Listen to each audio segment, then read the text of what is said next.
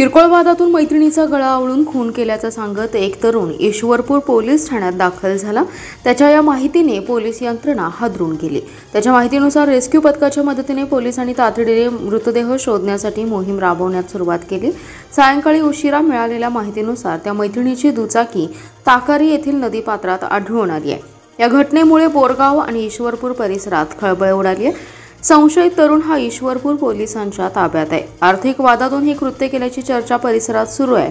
पीडिता ही वाळवा तालुक्यातील एका परिसरात 2 मुलींसह राहत होती। त्यांचे पती कर्नाटकात मजुरीचं काम करतात। पीडिता खाजगी रुग्णालय खानावळ सारख्या ठिकाणी काम करून कुटुंबाचा उदरनिर्वाह करत होती। याच कालावधीत बोरगाव येथील संशयित तरुण आणि त्यांचा परिचय झाला। तरुणाची आई आजारी असताना त्यांना उपचारासाठी इस्लामपूर येथील एका खाजगी रुग्णालयात दाखल केलं होतं। तेव्हा या दोघांचा परिचय वाढत गेला आणि मैत्री झाली। यातून काही आर्थिक व्यवहारही झाले होते। त्यातून सातत्याने वाद देखील होत असल्याचं काहींनी सांगितलं। दरम्यान काल सायंकाळी पीडिता त्या तरुणासोबत 5:30 वाजता घरातून बाहेर पडल्या। त्यानंतर त्या परत आल्याच नाहीत। रात्री उशिरापर्यंत आणि आज दुपारपर्यंत त्यांची वाट पाहून कुटुंबियांनी ईश्वरपूर पोलीस ठाण्यात धाव घेतली। दरम्यान पीडितेचा घातपात झाला असण्याची शक्यता काही जणांनी पोलिसांकडे व्यक्त केली। त्यानंतर काही वेळातच संशयित तरुण पोलीस ठाण्यात हजर झाला। त्याने खून केल्याचं सांगताच पोलीस यंत्रणा हादरून गेली।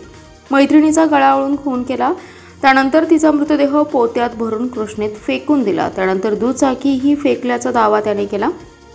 पोलिसांनी तात्काळ शोध मोहीम राबवण्यास सुरुवात केली। या घटनेमुळे बोरगाव आणि ईश्वरपूर परिसरात खळबळ उडाली आहे।